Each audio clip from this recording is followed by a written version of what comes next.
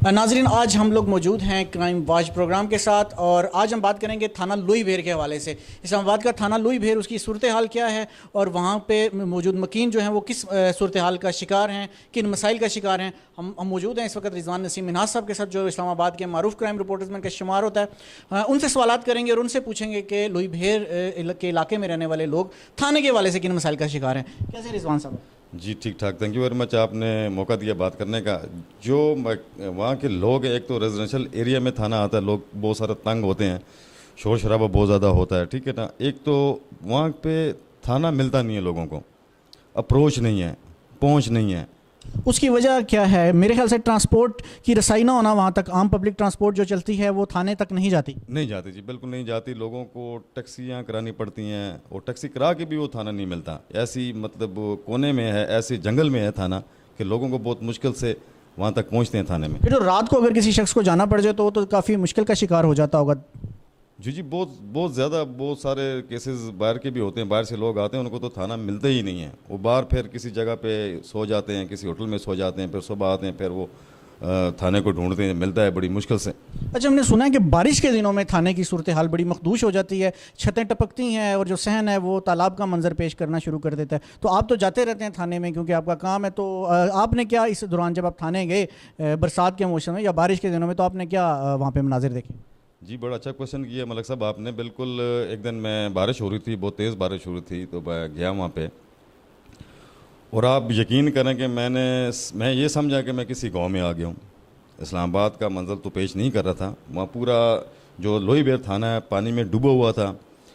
Police, 2 कमरे हैं जहाँ पे इन्वेस्टिगेशन करते हैं पुलिस वाले, एक ऐसा चौका है और एक ऐसा जो कोई रमगाह है, बाकी 2 कमरे, एक वायरलेस सेट। यानी फिर तो 2 कमरे तो एसएचओ साहब नहीं ले लिए कि एक में वो आराम करते हैं और एक उन्होंने ऑफिस बनाया हुआ, तो आप कह रहे हैं कि टोटल 3 कमरे, तो फिर तो बाकी पूरे अमले के लिए 1 कमरा रह गया। वही मैं कह रहा हूँ, एक वायरलेस रूम है जिसमें सिर्फ वायरलेस सेट पड़े होते हैं, वहाँ से सारी कंट्रोल किया जाता है। 2 कमरे हैं, 25 लोगों की तैनाती है वहाँ पे, लेकिन जो पुलिस वाले वहाँ पे आते हैं जिनकी ड्यूटी होती है, मेरे ख्याल 15 से 16 होते हैं एहलकार जो उनसे होते हैं।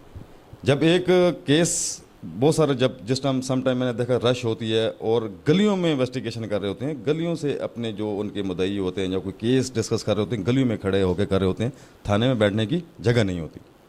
तो मुझे ये बताएं कि इस्लामाबाद के जो थाने वो मॉडल थाने कहलाते हैं। ज़ाहिर बात है वफाकी दारुल हुकूमत है, तो वफाकी दारुल हुकूमत के जो थाने हैं उनको तो पूरे मुल्क के लिए मिसाल होना चाहिए। वो पंजाब के लिए भी मिसाल होने चाहिए, KPK के लिए भी मिसाल होने चाहिए, बलोचिस्तान के लिए, सिंध के लिए, इवन के गिलगित बल्तिस्तान के लिए भी मिसाल होने चाहिए।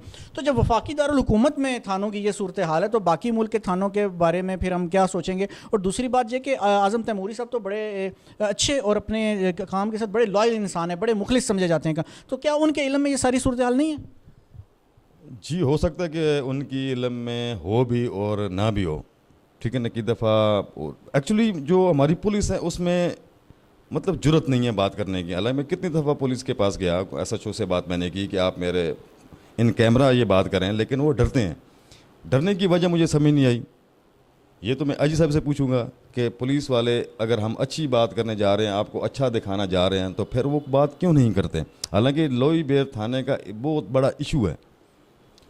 मॉडल थाने बनाए जा रहे हैं, बिल्कुल बनाए जा रहे हैं, लेकिन बहुत सारे ये नहीं कि एक लोई बेर थाने का मसला है। बहुत सारे इस्लामाबाद में ऐसे थाने हैं जिनके मसाइल हैं, लेकिन पुलिस वाले बोलते नहीं हैं। जिस तरह के उन मेडिकल प्रॉब्लम है। आप ये कहना चाह रहे हैं कि जो इस्लामाबाद पुलिस के एहलकार हैं उनको मेडिकल और दीगर मसाइल दरपेश हैं, लेकिन वो खुद भी अपने हक़ के लिए आवाज़ नहीं उठा सकते? नहीं उठाते। ये बहुत अफसोस की बात है। मुझे बड़ा दुख होता है जब मैं पुलिस वाले से बात करता हूँ कि यार आप अपने हक के लिए आवाज़ क्यों नहीं उठाते।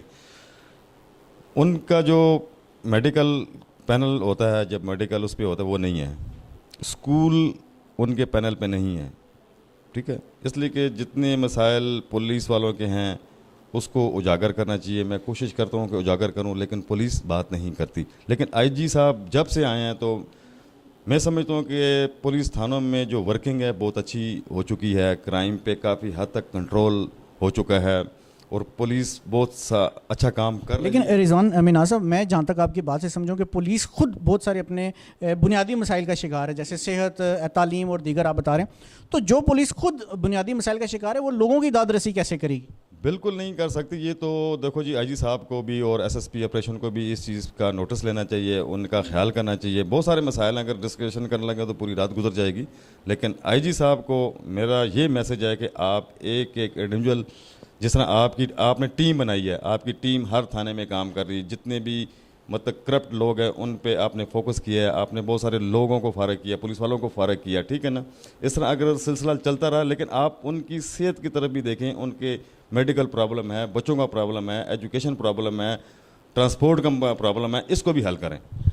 अच्छा रिजवान मिनाज साहब, मेरी मालूमात के मुताबिक आप जैसा बता रहे थे कि लोई भेर थाने की बिल्डिंग बड़ी मखदूश है, वो बारिश में उसकी हालत और ज़्यादा ख़राब हो जाती है, और वैसे भी थाना भी बड़ी दूर है।